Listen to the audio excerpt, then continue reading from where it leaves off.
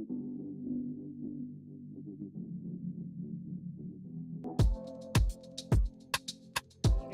welcome to another Artistry Academy tutorial video. I am Ashley Nicole, and today I'm going to show you how to achieve this effect in Photoshop with drop shadows and strokes. So right now you're looking at an image from Jan Strate's Instagram page.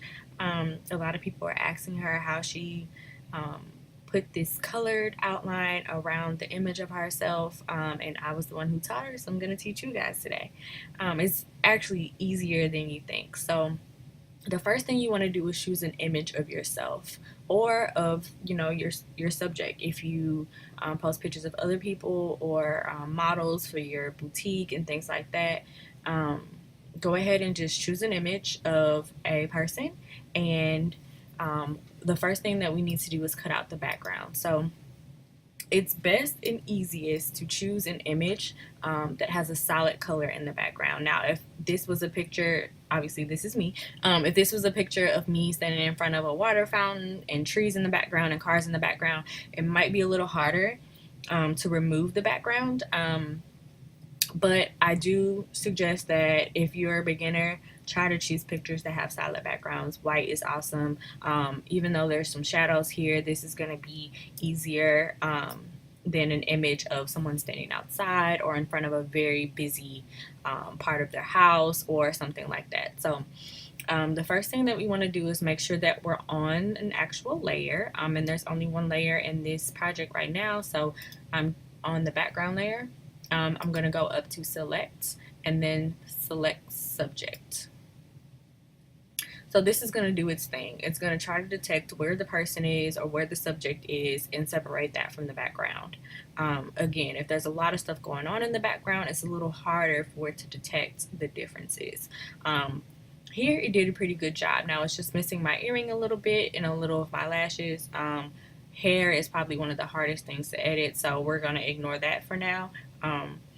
I'm just going to go up to my quick selection tool and try to get back part of my earring. So I'm going to make the decision to select my earring as well as this yellow part on the inside. So it's going to be easier for me to get rid of this small piece of yellow than it is to try to get my earring back after it's been cut out. So I'm going to just go over the area that I want and make sure that I'm getting that. Now you want to make sure you're on this plus sign up here and not the minus sign. If I was on the minus, I would be taking away more of the image, whereas I want to be adding a little bit more because I want my earring in the image. Okay, so that's pretty decent. Again, this moving dotted line is showing you exactly what your selection is.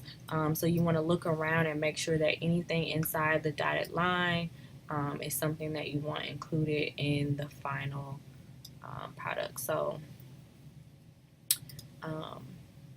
got a little bit too much there, so I'm going to try to give some of that back. Okay, not perfect, but we're going to be able to clean it up. So now that I have myself selected, I'm going to go up to layer, new, and then layer via copy. And it doesn't look like anything happened, but I am a proponent of making sure that anything I'm doing in Photoshop is reversible. I don't want to spend hours on something and then mess up and then have to start all over. So I basically just made a copy of the layer that we were on with the background removed. So now if I get rid of the visibility of that background layer, now I'm left with exactly what I wanted or exactly what I was trying to get. So now my task is to remove the rest of this yellow. We can do that a couple ways, and usually I do this in a few steps. So first I'm going to try to go to, let's see, magic eraser tool. Now there are some settings that you can play around with the magic eraser tool. I like to just choose it how it is and see what happens. Bam. Okay, so that's not too bad.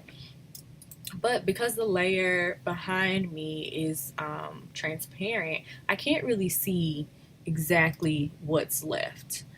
So I am going to create a new layer go over to my paint bucket tool, choose a contrasting color, so I'm gonna choose red, and drop some color in there. Now I'm going to take that layer and move it behind the layer that we were previously on, so that I can see if there's any yellow left. And there's a little bit, but that's not totally terrible. Now if I wanted to clean that up, I would zoom in a little bit, and then go to my regular eraser tool,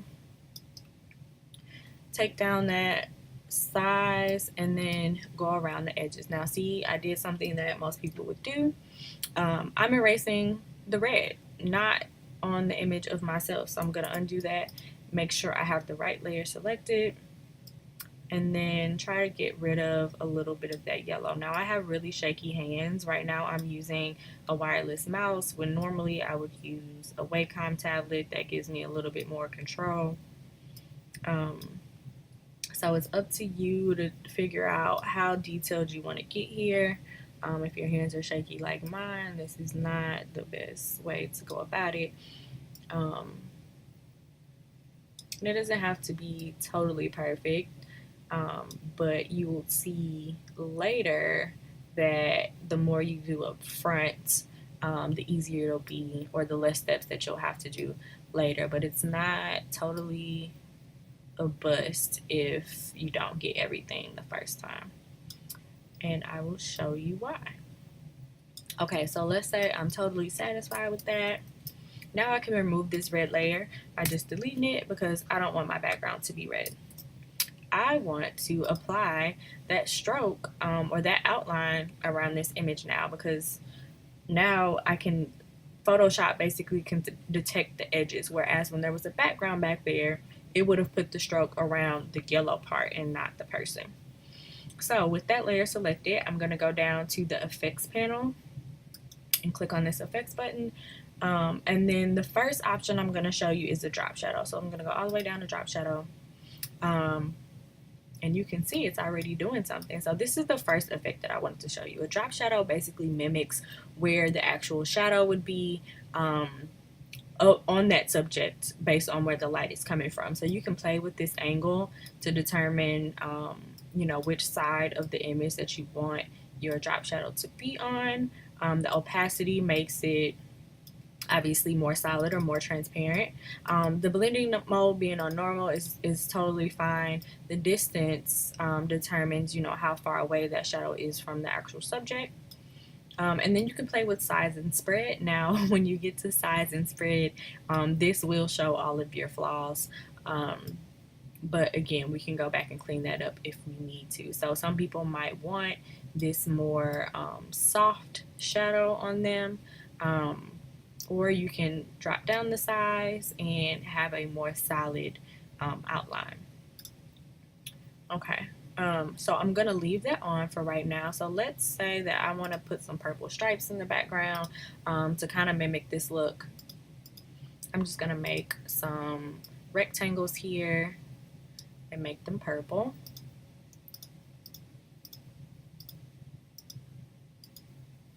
I'm gonna make sure it's centered, and then I'm gonna move it behind me. And then I'm gonna duplicate that so that at least I have two stripes. Okay, cool. So then the other effect or option that we have of creating this type of effect would be to use a stroke. And a stroke is literally an outline. So as you can see, it's going more all the way around the image. And again, showing some of my flaws there. So the size of the stroke is controlled up here.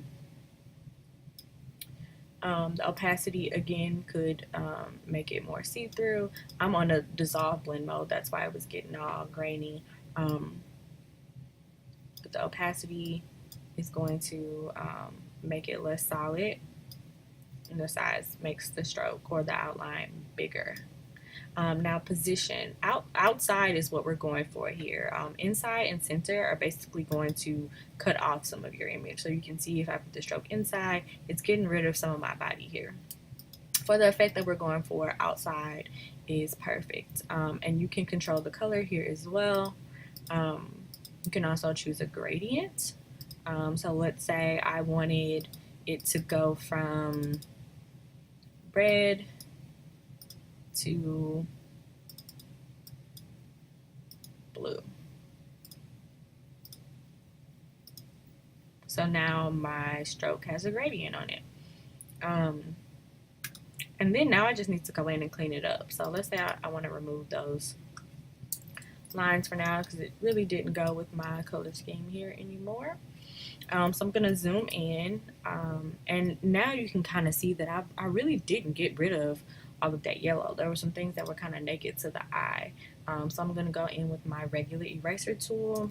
I'm going to make it a little bit bigger, and then I'm just going to try to get rid of some of the stuff that I didn't see before until my stroke is a little cleaner. And sometimes you still really can't see what it's picking up, but if you just run the eraser over the area, it tends to grab what you didn't grab the first time. There we go. Okay, that's pretty good. I'm gonna work on this. And sometimes it's the smallest speck that's making these huge humps. So don't be discouraged if you can't see it. I mean, honestly, usually they're super tiny, but making so much extra space. Okay. Messed up a little bit there. So just do your best to like go around the edges and clean up what you missed the first time, or to make your selection just a little bit cleaner, a little bit more accurate. So it's picking up all of this yellow that I left there before, and now I've overcompensated, but we're gonna run with it and get rid of that too. Okay.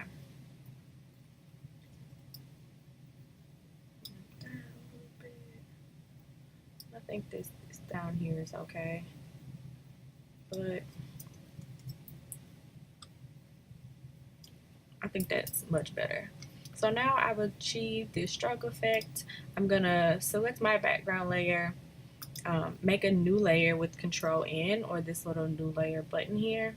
I'm gonna go back up to my paint bucket tool, and I just wanna make the background white. And now I can delete this old background layer, and I have exactly what I set out to do. So again, we had the stroke, and then we have the drop shadow. So two different options for achieving this outline effect in Photoshop. Hopefully that was helpful for you guys. I think it's pretty easy to do, but if there's anything that I missed or that needs to be clarified, go ahead and leave a comment and let me know what your questions are, or drop a suggestion for the next video. Until next time.